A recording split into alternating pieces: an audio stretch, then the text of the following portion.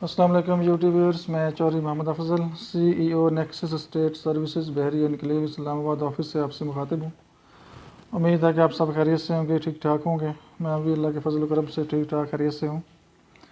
आज हम डिस्कस करेंगे एक डिफरेंट सा टॉपिक है बाइंग सेलिंग के हवाले से, और कुछ मिस्टेक्स हैं जो बायर सेलर करते हैं। जो तो रूटीन में ये काम कर रहे हैं उनको तो सब पता है और वो तो माशाल्लाह एक्सपर्ट होंगे। जो नए लोग हैं, फर्स्ट टाइम बाइंग सेलिंग कर रहे हैं, तो उनको इतना आइडियाज़ नहीं होते, इतना इन्फॉर्मेशन नहीं होती कि वो बाइंग सेलिंग करते हुए किन चीज़ों को मद्देनज़र रखें। तो कुछ टिप्स, कुछ सजेशंस होंगे। तो वो माइंड में चीज़ आ रही थी, मैंने कहा चलें हम लोगों तक इन्फॉर्मेशन शेयर करते हैं। तो हो सकता है कोई डिसएग्री भी करे, लेकिन आई होप कि ये इन्फॉर्मेशन आपके लिए यूज़फुल होगी इंशाल्लाह। तो स्टे विद अस। तो कुछ चीज़ें हम डिस्कस करेंगे, कुछ पॉइंट्स मैंने निकाले थे। मैंने कहा चलें डिस्कस करते हैं अपने क्लाइंट के साथ, और जो नए लोग हैं, नए व्यूअर्स हैं, उनको इन्फॉर्मेशन देते हैं इंशाल्लाह।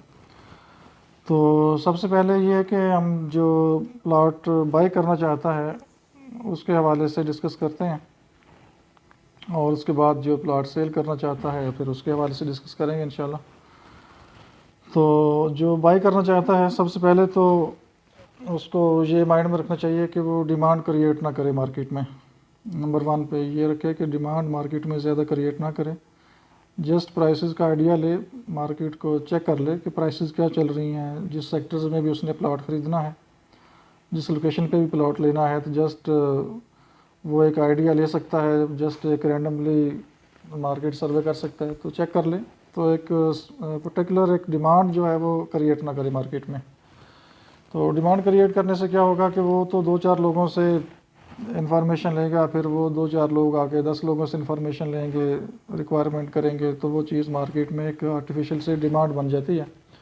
और प्लॉट ऑलरेडी 1-2 होते हैं और उनकी प्राइसेस फिर ऊपर चली जाती हैं, और जब सेलर को कॉल्स जाती हैं तो साफ ज़ाहिर है वो ये समझता है कि पता नहीं कितने क्लाइंट मार्केट में लेने वाले, तो वो फिर प्राइस नेगोशिएट कम करता है। फिर वो या तो अपनी प्राइस पर स्टक हो जाते हैं या प्राइस ऊपर ले जाते हैं। तो फिर जो परचेज़ करने वाला होता है वो भी परेशान होता है कि डीलर के पास चीज़ें कन्फर्म नहीं होती। तो हालांकि इसमें कसूर उसका अपना होता है कि उसने जो डिमांड क्रिएट की है मार्केट में, उस वजह से जो प्राइस है वो या तो हाई हो गई है, या जो सेलर है वो बैकफुट पे चला गया है, वो कहता है मैं वेट करूँगा, मार्केट में तेज़ी है। तो नंबर 1 पे तो ये आप जहन में रखें कि डिमांड क्रिएट ना करें, जस्ट प्राइस चेक करें, मार्केट में आइडिया लें। और जो भी आपका एजेंट है, आपका डीलर है, 1-2 लोग हैं, 3 लोग हैं, जो भी हैं, उनमें से 1-2 को आप बता दें कि यहाँ पे मुझे प्लॉट चाहिए और आप प्लॉट निकाल के दें। तो उसको टाइम दें आप, वो हफ़्ता ले, 10 दिन ले, 2 हफ्ते ले, अगर आपको एमरजेंसी नहीं है तो। अगर आपको एमरजेंसी है, आपने 2-4 दिन में प्लॉट लेना ही लेना है, तो वो एक डिफरेंट सिनेरियो है। उसमें फिर जो भी अवेलेबल ऑप्शन है वो फिर आपको बाय करना है, वो प्राइस जो भी हो। तो उसके बाद ये है कि लोकेशन को ज़रूर विज़िट कर लें आप। जो भी प्लॉट आप लेना चाह रहे हैं, जिस लोकेशन पे लेना चाह रहे हैं, अगर आप पाकिस्तान में हैं तो एक दफ़ा टाइम निकालें, उस लोकेशन को विज़िट करें। उस प्लॉट के ऊपर कोई लिटिगेशन, कोई प्रॉब्लम्स तो नहीं है, और हर चीज़ आपको बाइंग से पहले पता होनी चाहिए कि ये प्लॉट क्लियर लैंड में है, लिटिगेशन में है, होल्ड एरिया में है, या सेमी डेवलप है, या फुली डेवलप है। तो आपको ये सारी चीज़ें पहले कंफर्म करनी है अपने एजेंट से, ताकि जब प्लॉट आप ले लें और बाद में 2-4 महीने बाद आप आएँ तो आप कहें जी मुझे तो लोकेशन नहीं दिखाई थी, मुझे तो लोकेशन का पता नहीं था, और यहाँ तो ये प्राइस चल रही है, तो आपको कल को परेशानी ना हो। तो पहले अपने आप को सेटिस्फाई करें, लोकेशन को विज़िट कर लें, ठीक है। इसमें बहुत लंबी चौड़ी चीज़ें हैं, लेकिन हम तो ज़रा जस्ट एक शॉर्ट सा एक वीडियो बनाएंगे ताकि 5-10 मिनट के अंदर अंदर ही आपको इन्फॉर्मेशन हम मैक्सिमम दे सकें, क्योंकि ज़्यादा लंबी वीडियो लोग देखते भी नहीं हैं। 1-2 मिनट देखते हैं या 4 मिनट देखते हैं, तो उसको मोस्टली लोग स्किप कर जाते हैं। तो कोशिश करेंगे जल्दी जल्दी इसको हम सम अप करें। और विज़िट का ये तरीका कि अगर आप आउट ऑफ कंट्री हैं तो आप वहाँ की वीडियो मंगवा लें अपने एजेंट से, ठीक है। फिर आपके पास गूगल मैप होता है, उसमें भी आपको आइडिया हो जाता है। तो अगर आप आउट ऑफ कंट्री हैं तो फिर अपने एजेंट से वीडियो कॉल कर लें या वीडियो मंगवा लें। प्रॉपर वीडियो कॉल है तो वो सबसे बेस्ट है, ताकि एक लोकेशन आपको आइडिया हो जाए कि ये इस लोकेशन के ऊपर प्लॉट आएगा। और तीसरी चीज़ इसमें जो मेरे जहन में आ रही थी कि वो ये है कि जब आप डील डन कर लेते हैं, बयाना करना होता है, तो एक प्रॉपर एग्रीमेंट के थ्रू आप डील करें, ठीक है। अगर 5 लाख बयाना है, 10 लाख बयाना है, जो भी अमाउंट डिसाइड होती है, तो एक प्रॉपर लीगल एग्रीमेंट के ऊपर आप बयाना करें। और जब आप एग्रीमेंट करते हैं तो उसमें भी मोस्ट इम्पॉर्टेंट ये होता है कि जिस एग्रीमेंट के ऊपर आप बयाना कर रहे हैं कि अब वो नोटरी पब्लिक के स्टैंप है या नहीं है। मोस्टली ये होता है कि आप एक सिंपल एग्रीमेंट बनाते हैं लोग, और वो भी रजिस्टर किसी और के नाम पे होता है, बायर कोई और होता है, सेलर कोई और होता है। तो उस एग्रीमेंट की बस वैल्यू एक कागज़ की हैसियत से ही होती है। ज़्यादा जब आप अल्लाह ना करे कॉम्प्लिकेशंस में चले जाएं तो फिर वो प्रॉपर आपको चीज़ें जस्टिफाई करनी होती हैं, एक पूरा लीगल प्रोसीजर होता है जिसको पूरा करना होता है। तो बेहतर ये है कि आप प्रॉपर एग्रीमेंट करें और वो नोटरी पब्लिक से रजिस्टर हो, मतलब कि उसके ऊपर नोटरी पब्लिक की स्टैंप लगी हो, ये बहुत ज़रूरी है। और जो एग्रीमेंट होता है उसकी बैक पे अक्सर लोग साइन स्टैंप नहीं करवाते, मीन्स के साइन और थंब नहीं लगवाते। तो ये बहुत ज़रूरी है कि जो सेलर है वो अपना उसकी बैक साइड पे साइन करे और उसके थंब लगाए उसकी बैक साइड पे, और फ्रंट पे तो होना ही होता है, वो तो अंडरस्टूड सी बात है। तो मोस्टली लोग क्या करते हैं, बैक छोड़ जाते हैं, फ्रंट पे करवा लेते हैं। तो प्रॉपर उसमें विटनेस भी डालें, अपने जो एग्रीमेंट है उस पर विटनेस करें दोनों, और बैक साइड पे लाजमी उस पर आप साइन करें, थंब करें, और सेलर परचेज़र दोनों करें, एक नहीं दोनों लाजमी करें। और नोटरी पब्लिक की स्टैंप उस पर बहुत ज़रूरी है अगर आप प्रॉपर एक लीगल एग्रीमेंट करना चाह रहे हैं। और उसके बाद ये है कि समटाइम ये होता है कि डीलर्स ने बयाना किया होता है और आगे वो चीज़ सेल कर रहे होते हैं, या किसी इन्वेस्टर का बयाना होता है और आगे वो चीज़ सेल कर रहे होते हैं। तो इस सेंस में ये होता है कि वो डीलर कहता है जी मेरे साथ आप एग्रीमेंट कर लें, तो ठीक है, उनसे भी आप एग्रीमेंट कर सकते हैं। लेटर पैड पे आप प्रॉपर रिसीविंग भी ले सकते हैं उसकी ऑफिस की स्टैंप लगा के, प्रॉपर विटनेस करके। लेकिन लीगल एग्रीमेंट सबसे बेस्ट वे है, और आप कोशिश करें कि डीलर्स के साथ भी अगर आप कर रहे हैं तो प्रॉपर एग्रीमेंट करें, और उस एग्रीमेंट में सेलर को मस्ट मेंशन करें, डीलर की डिटेल्स भी उसमें डालें और बिहाफ ऑफ सेलर की डिटेल्स डाल के, प्लॉट डिटेल्स डाल के तो प्रॉपर एग्रीमेंट करें, और वो भी आपका एग्रीमेंट हो जाता है अगर आप प्रॉपर सेलर को बीच में शामिल करते हैं और प्रॉपर साइन स्टैंप करते हैं। नोटरी पब्लिक की स्टैंप होती है, और जो जहाँ से आपने स्टाम्प इशू करवाया है वहाँ पे भी उसकी एंट्री करवाते हैं रजिस्टर में, तो ये भी आपका एग्रीमेंट काफ़ी हो जाता है। और उसके बाद ये है कि अगर सेलर आउट ऑफ कंट्री है तो आपको कैसे श्योरिटी होगी जी ये प्लॉट डीलर सेल कर रहा है, तो क्या गारंटी है जी हम बयाना डीलर को दे रहे हैं तो कल को सेलर बैकआउट ना कर जाए और डीलर कहीं आगे पीछे ना हो जाए, क्योंकि मालिक तो खुद मौजूद नहीं है। तो इसमें यह है कि अगर तो प्लाट की पावर ऑफ टॉर्नी आ चुकी है तो वो आप चेक कर लें, पावर ऑफ टॉर्नी अगर आ चुकी है पाकिस्तान में बन के तो वो काफ़ी होती है। वो इसका मतलब ये है कि पावर ऑफ टॉर्नी इसलिए बनाई गई है कि वो प्लाट सेल करना चाहता है, तो उसमें सारी चीज़ें लगी होती हैं, फॉरेन ऑफिस की स्टैंप होती है, स्टेट बैंक की टिकट होती है, रजिस्ट्रार की स्टैंप होती है। तो वो सारी चीज़ें आप उस पर चेक करें कि वाकई ये टॉर्नी वेरीफाई हो चुकी है या नहीं हो चुकी। अगर तो सब कुछ ओके है फिर तो वेल एंड गुड, बहुत अच्छा है, फिर तो आप टेंशन फ्री हैं, फिर तो वाकई वो पावर ऑफ टॉर्नी वैलिड है और वो आई हुई है, तो मीन्स के वो प्लाट फॉर सेल है। फिर उसकी डेट भी चेक करनी ज़रूरी है कि ज़्यादा पुरानी पावर ऑफ टॉर्नी तो नहीं है, कोई 2 साल 3 साल कोई साल पहले की तो नहीं है। आई थिंक इसकी 6 मंथ की डेट होती है पावर ऑफ टॉर्नी की, अगर वो एक्सपायर हो जाती है तो फिर रीन्यू करानी पड़ती है, तो वो फर्दर चीज़ें हैं इसकी। तो दूसरी चीज़ ये है कि अगर आपका मालिक से डीलर रब्ता करवा देता है, वीडियो कॉल या कॉल करवा देता है और उसमें आप वेरिफिकेशन कर लेते हैं जी ये मेरा प्लॉट है, ये उसकी NIC की डिटेल है, ये NIC नंबर है, ये एड्रेस है, आप एक चीज़ें पूरी वेरीफाई कर लें ऑनलाइन लाइव कॉल करके, तो वो भी बहुत इंपॉर्टेंट है और बहुत अच्छा हो जाएगा, ताकि कल को कोई मसला मसैल नहीं आएगा। खुदा न खास्ता कुछ ऐसे भी केस हमने देखे हैं जी, BNRC हो जाता है, उसमें डीलर की गलती नहीं होती, लेकिन जो सेलर है वो बैक फुट पर चला जाता है, बैक कर जाता है, और रीज़न ये होती है कि या तो प्राइसेस बढ़ जाती हैं और या फिर उसको ऑफर्स मार्केट से ज़्यादा चली जाती हैं। तो सेलर फिर क्या करते हैं जी, वो अपने जो उनकी वर्डिंग होती है उसकी केयर नहीं करते, जिसे हम पाकिस्तान में कहते हैं जी ये बेज़ुबान है, बदज़ुबान है, तो मीन्स कि वो बैक फुट पे चला जाएगा और वो पैसे के लालच में अपने प्लॉट्स को होल्ड कर लेगा, ये कहेगा मैं नहीं बेचता इसको। लेकिन डीलर पर जो बयाना लेता है वो फिर फंस जाता है, वो कहता है यार अब हम क्या करें।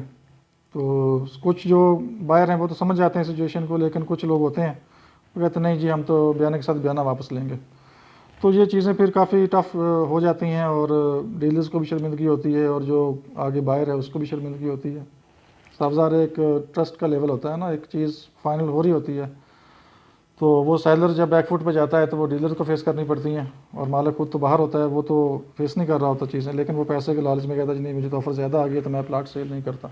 तो जब आप लाइव कॉल कर लेंगे, इन्फॉर्मेशन आपस में एक्सचेंज कर लेंगे, तो आपको आइडिया हो जाएगा कि वाकई ये सेलर प्लाट सेल करना चाह रहा है और डीलर उसके बिहाफ पे डील कर रहा है, तो आपको उसमें तसल्ली हो जाती है। तो ये तो एक इम्पॉर्टेंट चीज़ थी जो मैंने कहा कि आपसे डिस्कस की जाए। और उसके बाद ये है कि जब चीज़ें क्लियर हो जाती हैं तो कोशिश करें कि ये प्लॉट की जो स्टेटमेंट है फ्रेश वो बहरिया से आप निकलवा लें। जिस दिन आप बयाना कर रहे हैं या एग्रीमेंट कर रहे हैं तो कोशिश करें कि ये चीज़ें बहरिया के ऑफिस से आप वेरीफाई ज़रूर कर लें। अगर तो डीलर आपको फ्रेश स्टेटमेंट दे रहा है तो इट्स ओके, वो भी काफ़ी है।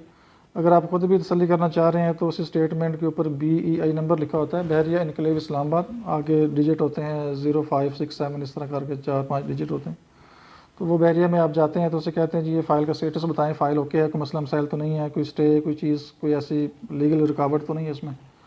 तो वो चीज़ फिर आपको बहरिया वेरीफाई कर देता है जी ओके फ़ाइल एक्टिव है, इसमें कोई ऐसा मसला नहीं है, तो आप जो है इसको बाई कर सकते हैं। तो ये भी एक सेटिस्फेक्शन का लेवल है कि आप इसको बहरिया से भी वेरीफाई कर सकते हैं। साफजार जो आउट ऑफ कंट्री हैं वो तो ये काम नहीं कर सकते, वो तो जो उनका एजेंट है उसी के थ्रू चलेंगे, तो साफ ज़ाहिर है वो एजेंट की रिस्पॉन्सिबिलिटी है कि वो फिर बहरिया से इसको फ्रेश स्टेटमेंट निकाल दें।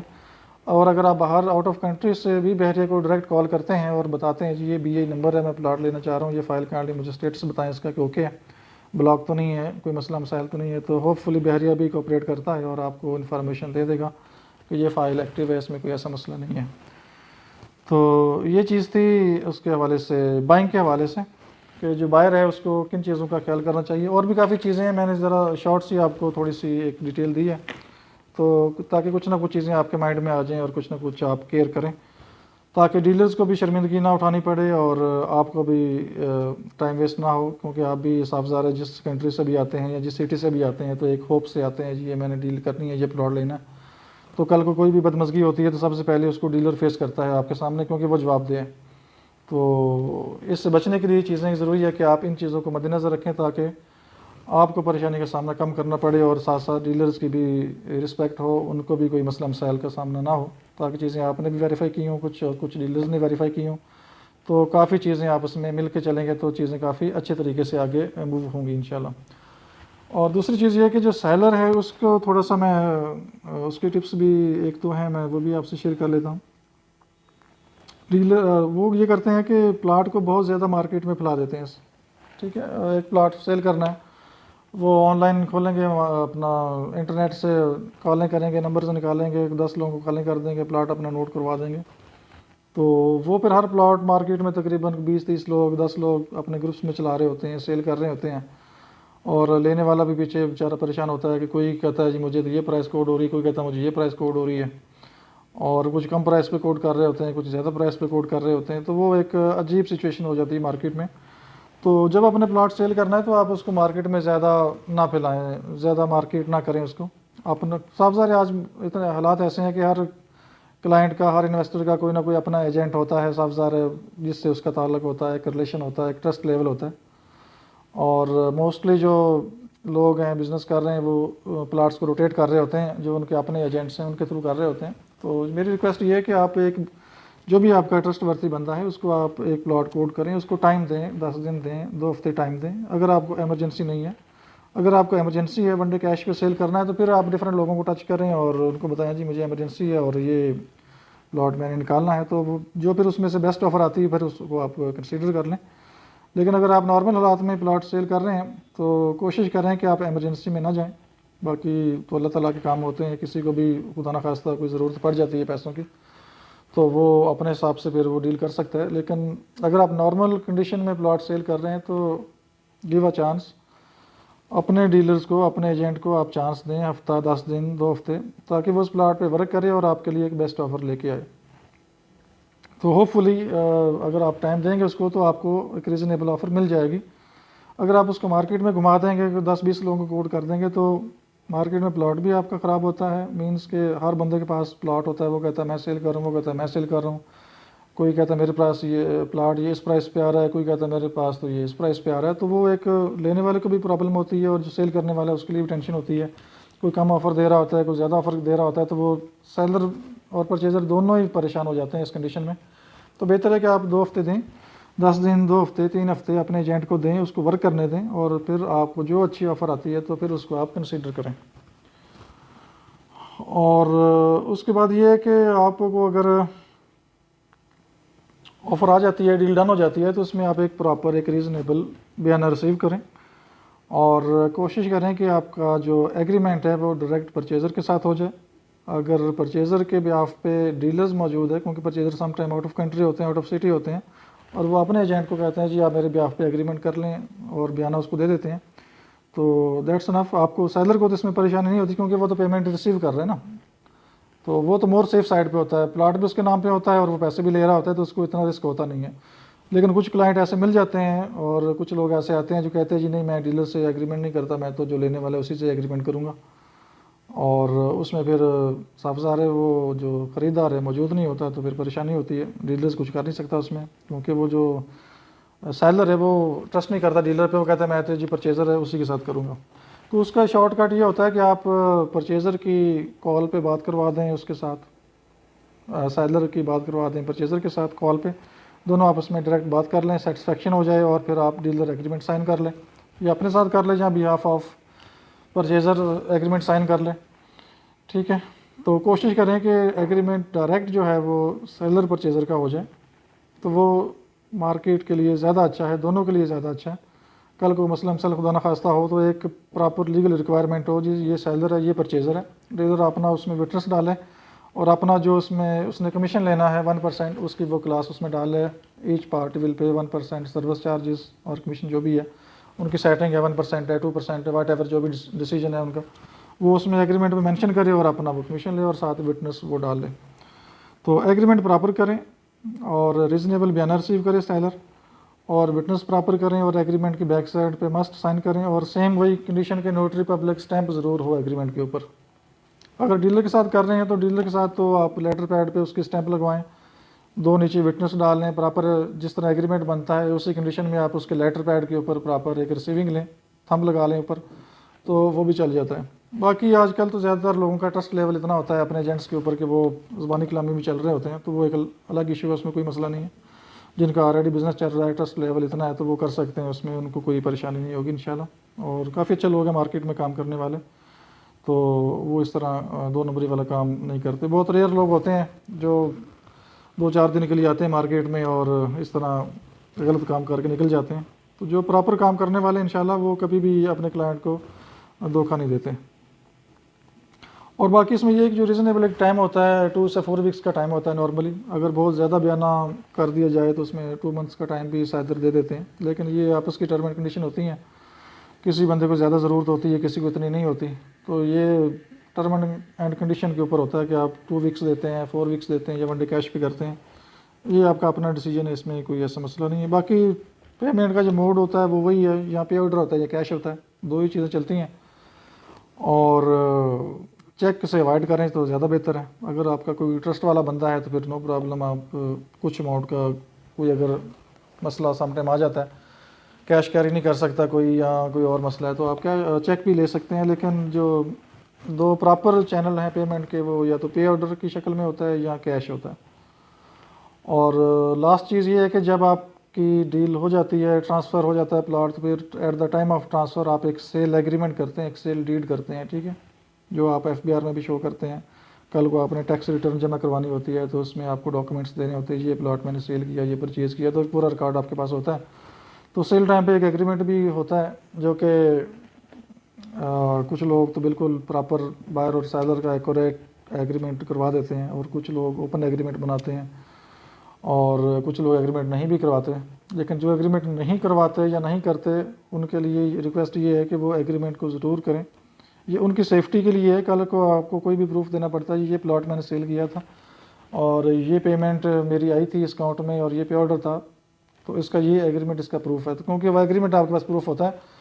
बाकी आपके पास पेमेंट अगर बैंक में आती है तो वो जब आप FBR आपसे पूछेगा ये पेमेंट कहाँ से आई है, किस सोर्स से आई है, किस पर्पज़ के लिए पेमेंट आई है, तो आपके पास कोई प्रूफ नहीं होगा, तो वो कल को आपके लिए परेशानी का सामना करना पड़ता है, और फिर आपको इस पर और भी जो टैक्स की पेनल्टीज़ हैं या वो पड़ सकती हैं, या इनकम ज़्यादा शो आपकी अगर हो गई तो फिर उसके हिसाब से टैक्स भी आपको ज़्यादा देना पड़ सकता है। तो एग्रीमेंट जो है सेल प्राइस का वो अपने पास ज़रूर रखें, बेशक ओपन हो या प्रॉपर टाइप्ड हो, नो मैटर, वो चल जाता है, लेकिन आपके पास होना चाहिए, जिसमें सेलर की डिटेल हो, परचेज़र की डिटेल हो, प्रॉपर विटनेस हो, नोटरी पब्लिक स्टैंप लगी हो उसके ऊपर, बैक साइन पे थंब और साइन दोनों पार्टीज़ के मौजूद हों, तो ये एक प्रॉपर एग्रीमेंट है और ये भी एक मोस्ट इंपॉर्टेंट डॉक्यूमेंट है जो कि आपके पास होना चाहिए। और फ्यूचर के रिकॉर्ड के लिए जब भी कोई आपसे डिमांड करे तो ये सारे डॉक्यूमेंट्स आपके पास पड़े हुए हों। तो ये एक छोटी सी मैंने कोशिश की थी वीडियो बनाने की, लेकिन आई थिंक ये 20 मिनट तक हो गई है। तो लेकिन ये इन्फॉर्मेशन यूज़फुल होंगी जो नए लोग सेल परचेज़ करना चाह रहे हैं, जो ऑलरेडी इस एक्टिविटी में शामिल हैं और बाइंग सेलिंग कर रहे हैं, उनके लिए तो रूटीन वर्क है, वो तो जानते हैं हर चीज़ को। तो मैंने कहा चलिए एक डिफरेंट टॉपिक थोड़ा सा डिस्कस करते हैं। तो हो सकता है कोई मेरी बात से डिसएग्री भी करे और कुछ लोग मेरी बात से एग्री भी करें। तो अपने कमेंट से ज़रूर आगाह कीजिएगा और कोई भी इन्फॉर्मेशन कोई चीज़ पूछनी हो तो आप ज़रूर डिस्कस करें। व्हाट्सएप नंबर भी आपके पास आ रहा होगा, मैं रिपीट भी कर देता हूँ, 0300855363। और जो नए लोग हैं उनसे रिक्वेस्ट है कि चैनल को सब्सक्राइब ज़रूर करें, ताकि ये जो भी हम इंफॉर्मेशन शेयर करते हैं, सम टाइम अक्सर तो विज़िट हो रहा होता है हमारा, लेकिन कभी कभी हमको डिफरेंट टॉपिक भी लेके आते हैं, तो ये इन्फॉर्मेशन आप तक टाइमली पहुंच सके। और जो नए लोग हैं, अक्सर मैं देखता हूँ लोग व्यू ज़्यादा कर रहे होते हैं लेकिन सब्सक्राइब कम हो रहे होते हैं, तो आई डोंट नो कि शायद उनको दिल नहीं करता कि सब्सक्राइब करने का, तो कोई मसला नहीं है, अल्लाह ताला आपको खुश रखे। तो ये था एक छोटा सा क्लिप, लेकिन अब लेंथी थोड़ा सा हो गया है, तो कोशिश करेंगे इसको पूरा देख लें और फिर आपने जो भी आपकी राय है उसका इजहार ज़रूर करें। और मुझे इजाज़त दें, अपना बहुत सा ख्याल रखिएगा, इजाज़त दीजिए, अल्लाह हाफिज़।